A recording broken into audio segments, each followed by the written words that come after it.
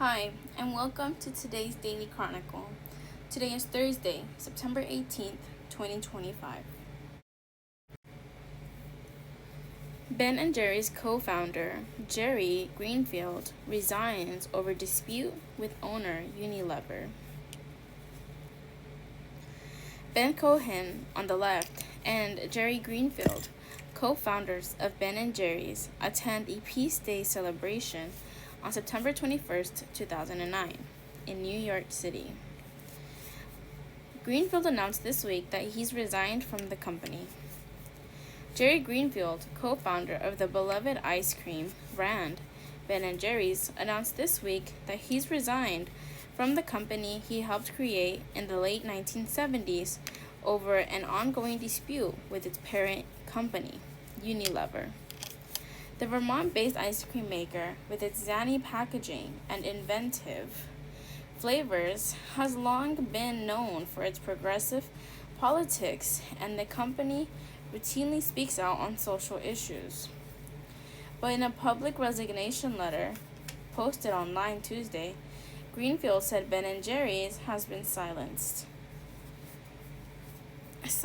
for fear of upsetting those in power by Unilever, the multinational corporation that bought Ben & Jerry's in 2000. And it's happening at a time when our country's current administration is attacking civil rights, voting rights, the rights of immigrant women, and the LGBTQ community, Greenfield wrote. It was always about more than just ice cream. It was a way to spread love and invite others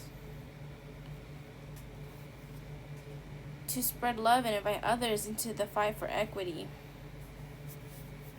justice, and a better world, he added. A long clash over independence. For years, Greenfield and his co-founder Ben Cohen have clashed with Unilever over the ice cream company's independence and its ability to take public positions.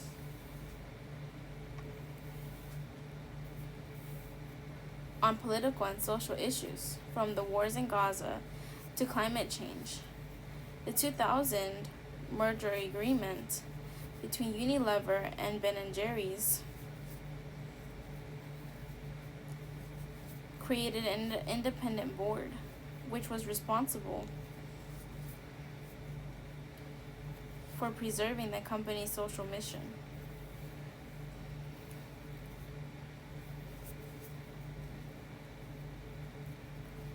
Ben & Jerry's sued Unilever in March, accusing it of firing the Ben & Jerry's CEO in retaliation for the company's ongoing activism on social media. In an emailed statement Wednesday, the Magnum Ice Cream Co., a standalone company within Unilever that includes the Ben & Jerry's brand, said it was grateful to Greenfield for co-founding the company and for his service and support over the years.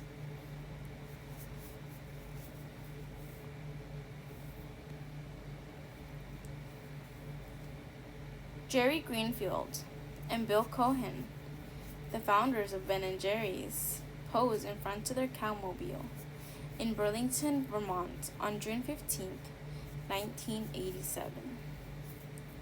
We disagree with his perspective and have sought to engage both co-founders in a constructive conversation on how to strengthen Ben & Jerry's values-based position in the world, Magnum said. We remain committed to Ben & Jerry's unique three-part mission.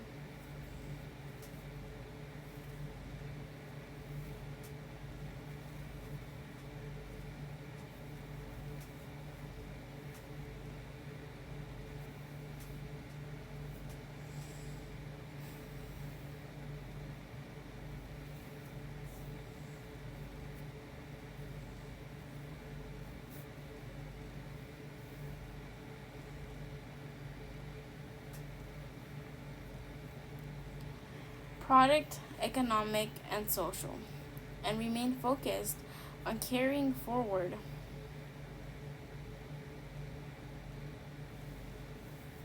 the legacy of peace, love, and ice cream of this iconic, much loved brand.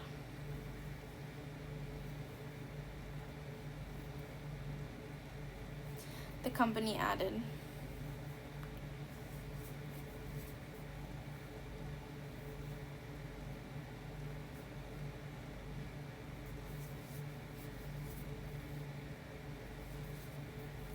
Magnum is set to split off into Unilever in mid-November, in what the two entities are called demerger.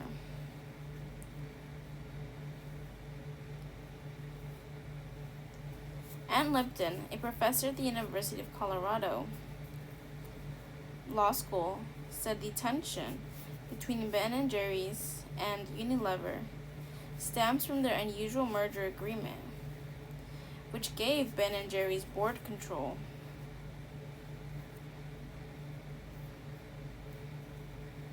over political and social messaging, while Unilever maintained operational oversight. It's very unclear what the line is, Lipton said. Part of what has been happening over the last couple of years is a struggle, with the board saying this is part of the social responsibility aspect and Unilever saying no, it's part of the operational aspect.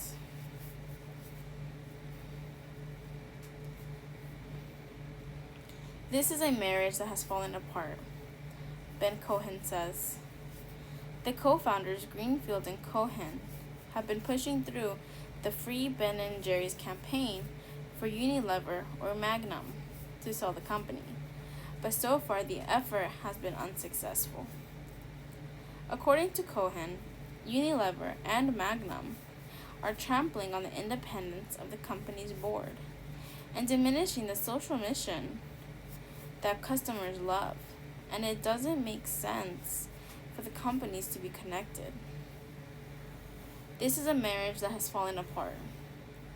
It's definitely on the rocks, Cohen said. All we're saying is, it's clear you don't love us as we are anymore. Let us be free, and let us find a socially aligned owner so that Magnum can be Magnum and Ben & Jerry's can be Ben & Jerry's. After a wave of horrific shootings, gun violence, trends put recent attacks in context. Crime scene tape blows in the wind as rain begins to fall outside Evergreen High School in Colorado, September 11th. On a visceral level, it feels far too common. A week ago, conservative activist Charlie Kirk was assassinated while speaking at a college in Utah. That same day, a student opened fire at a Colorado high school, critically wounding 2 peers. Just 2 weeks earlier, a mass shooting at a Minnesota Catholic church killed 2 children and injured 21 others.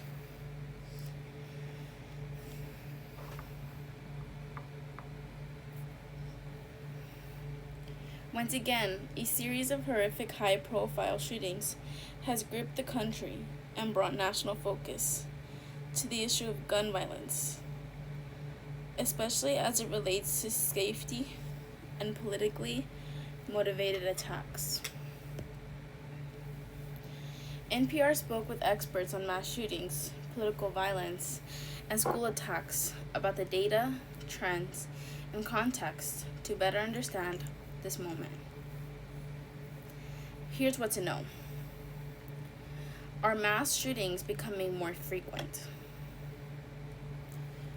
There is no universal definition for a mass shooting, so data can vary based on the number of victims, killed or injured, where the shooting took place, and whether it was related to gang activity or terrorism.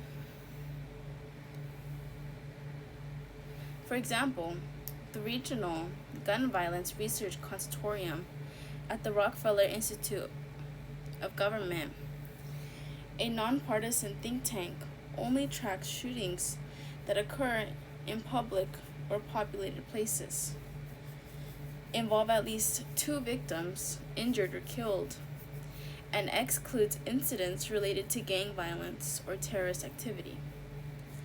By its definition, there have been 12 mass shootings in 2025. Meanwhile, the Gun Violence Archive, which counts all instances in which 4 or more people were shot, injuries and deaths, not including the shooter, and regardless the location, reported over 300 mass shootings this year. Still, by most standards, mass shootings are more frequent now than they were 50 years ago, according to Garen Wintmut, director of the Centers for Violence Prevention at the University of California, Davis. At the same time, mass shootings death represents only a tiny fraction of people killed by gun violence. Wintmut said that most also don't resemble the attacks that dominate national headlines. Mass shootings are not events that generate a lot of publicity. He said most mass shootings have some connection to domestic violence.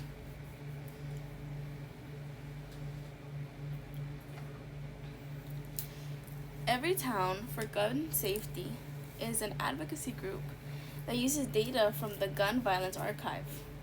Found that 46% of mass shootings from 2015 through 2022, the perpetrator shot a current or former intimate partner or family member. What about school shootings? Gun-related incidents on school grounds have surged since the pandemic.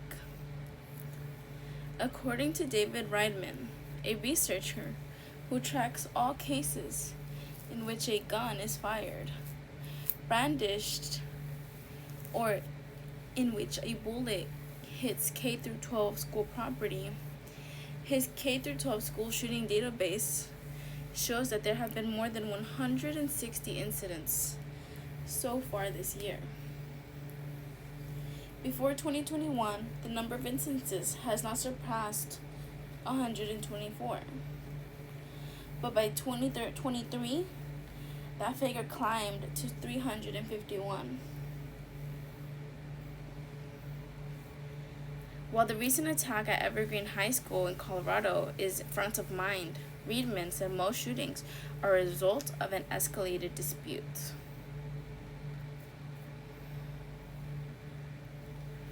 That really escalated in the late 2010s, then became an even bigger problem post-COVID during the return of both students and community members to campus, he said. K-12 school shootings have become more frequent. The number of school shootings in the United States spiked after the COVID-19 pandemic began, peaking at 351 in 2023.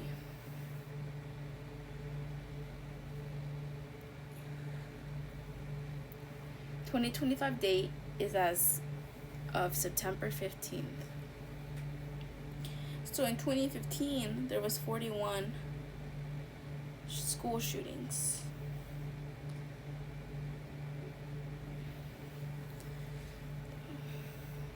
At large, only a small share of K-12 report gun-related instances each year, according to Reidman. Among school incidents, part of the issue is that some students live in homes where firearms are easily accessible or not properly secured, he said.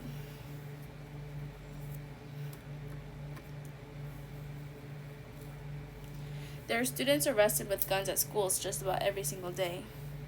They don't have a plan to shoot anybody, Reidman said. They just carry the gun with them, often to either the prestige of having it or for protection, because they themselves fear being victimized. Are politically motivated attacks becoming a bigger threat in the U.S.? Political violence has been rising over the past decade, according to terrorism and gun violence experts. Joshua Horwitz, the co-director of the Johns Hopkins Center for Gun Violence Solutions, said, while the issue has existed throughout American history, the recent surge is significant. Just in the last 12 months, we've seen terrible examples of political violence, he said. We've just seen a lot more intimidation lately. There are a few ways to measure this, but one indicator comes from the U.S. Capitol Police. In 2024, the agency investigated over 9,400 concerning statements and direct threats against members of Congress, more than twice the number in 2017. In a study published on Monday, Wintmute of UC Davis found that while most Americans reject political violence, those who hold harmful beliefs, such as racism, hostile sexism, homonegativity, transphobia, xenophobia, anti-Semitism, or Islamophobia, are also more likely than others to believe that political violence is justifiable. Support for political violence was even higher among individuals who harbored multiple hateful phobias, according to his survey of over 9,300 adults. But Wintmute's research also suggests that there are small steps that can help curb political violence. In a survey conducted last year, a small number of respondents said they would participate if a civil war broke out. Yet of that group, about 45% said they would abandon that position if urged by family members. We just need to make sure that those of us who reject it speak as loudly as those who support it, he added. How widespread is the issue of gun violence?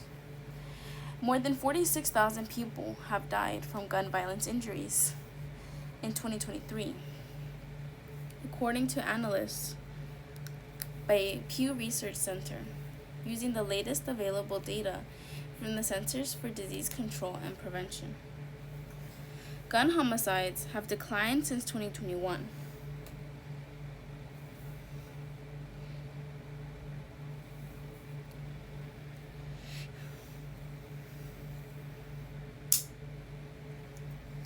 While suicides continue to make up majority of gun deaths.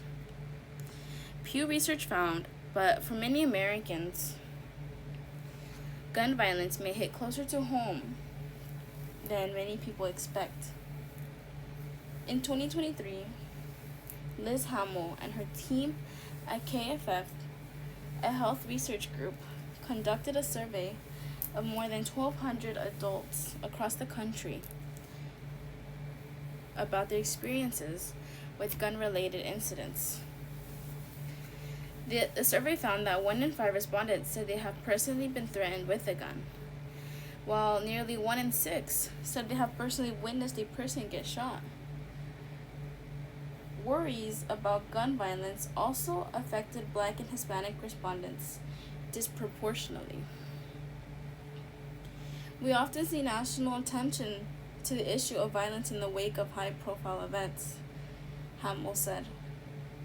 What our polling really shows is that experiences with gun-related incidents are more common than you might think among the U.S. population.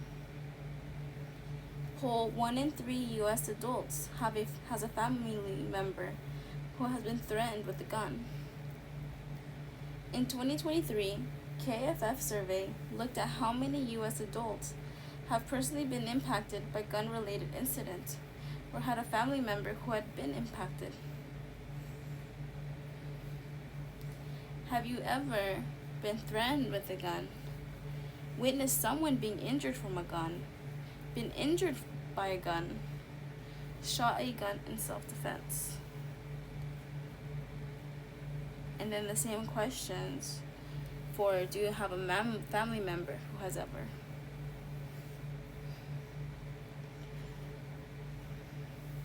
In the survey, 84 of all participants said they have taken at least one precaution to protect themselves against violence. The most common step was speaking to loved ones about gun safety. But about a third say they have avoided large crowds or big events. Meanwhile, 3 out of the 10 said they have purchased a firearm to protect themselves or their family from gun violence. Of the people who have a gun in their home, nearly half the participants said a firearm was stored in an unlocked location, and more than 1/3 said a gun was stored loaded. More than half said at least one gun is stored in the same location as the ammunition. Those results suggest the need for more efforts to teach the public about safe gun storage practices, according to Hamill. We do see opportunities for improved awareness around gun safety, she said. Vitamin B3 can help protect against skin cancer. Here's who it may benefit. A new study shows B3 supplements helped reduce the risk of non-melanoma skin cancer recurrences. Doctors who perform skin cancer surgeries often recommend nicotinamide, which is a form of vitamin B3, to their patients.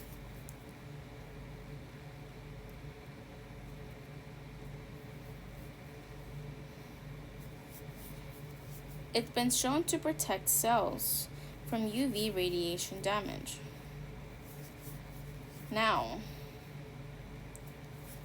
a new study of nearly 34,000 veterans finds this over-the-counter supplement is linked to a reduction of non-melanoma skin cancers among people who have already had skin cancer. This research was published in JAMA Dermatology.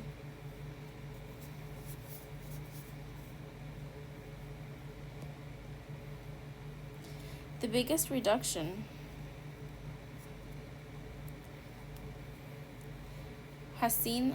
was seen among people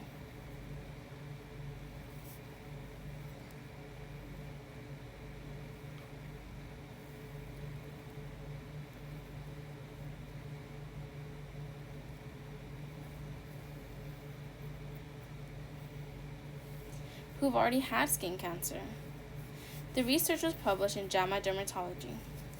The biggest reduction was seen among people who began taking the supplement after being diagnosed with their first skin cancer. Researchers found that those who took 500 mg of Nico, also known as niacinamide,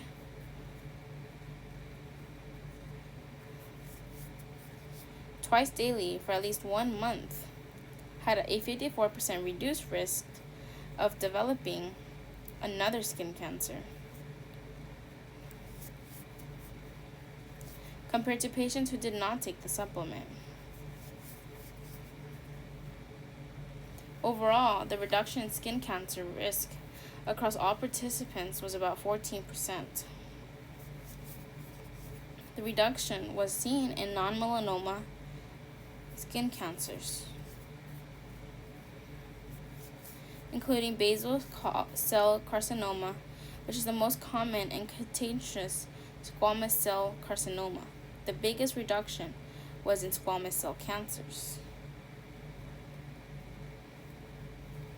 I was very surprised at the degree of risk reduction, says study author Dr. Lee Wells of Vanderbilt University Medical Center and a staff physician at the Tennessee Valley Healthcare System, VA Medical Center.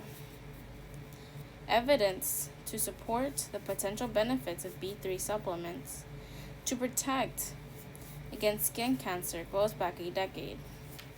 The results of a randomized clinical trial in Australia published in 2015 that included 386 people with a history of non-melanoma skin cancers pointed to a reduced risk of new skin cancers.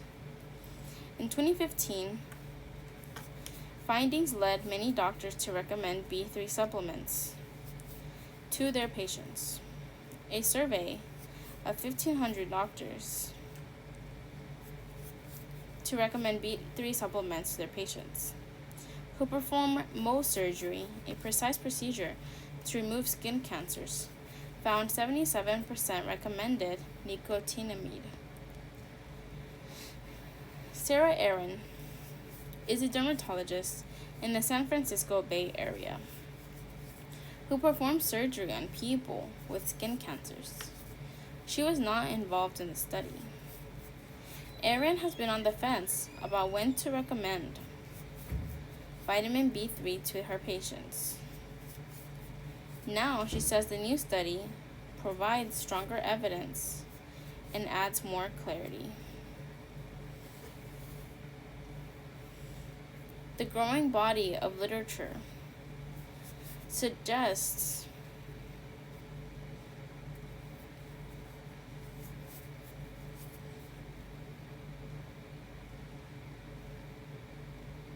that we should routinely recommend Nico as a secondary prevention for all patients with skin cancer, and that earlier initiation will have a stronger effect. Aaron wrote in an editorial on the study, which was published alongside the study in JAMA Dermatology. Aaron says the supplement is widely available over the counter and has minimal adverse effects. She said people should buy the form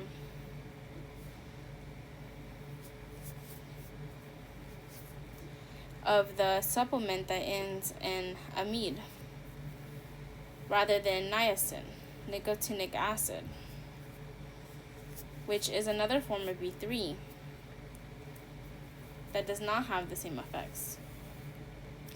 I'm going to be more rigorous in recommending it to patients, especially patients who are having their first skin cancer. I think the benefit is strongest if we start it early, Aaron told NPR.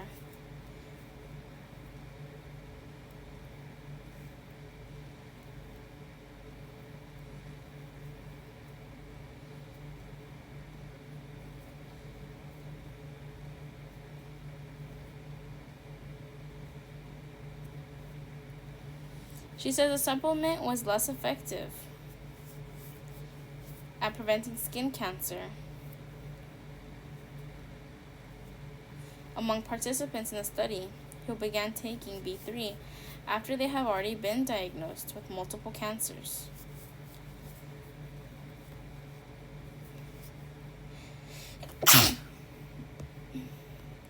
She points out that more than $8 billion is spent each year to treat skin cancers in the U.S. And she says people tend to underestimate the impact of non-melanoma cancers. Squamous skin cells cancers are very treatable and are often removed if detected early, but they can spread to other parts of the body. One unanswered question is whether B3 supplements are beneficial for people who have already been diagnosed with skin cancer. Aaron says more research is needed.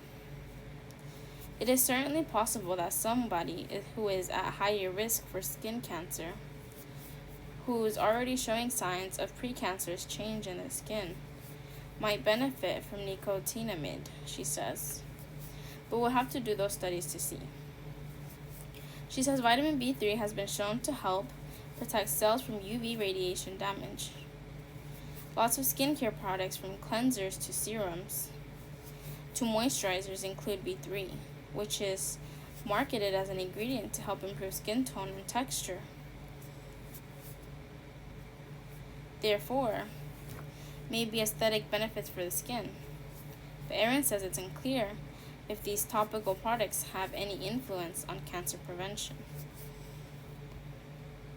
The new study did not evaluate the effects of vitamin B3 on melanoma risk, which is a type of skin cancer that has a higher risk of spreading and can be life-threatening when not identified and treated. Aaron says when it comes to prevention, the best strategy to protect skin is advice you've already heard. lather up with sunscreen, and cover up.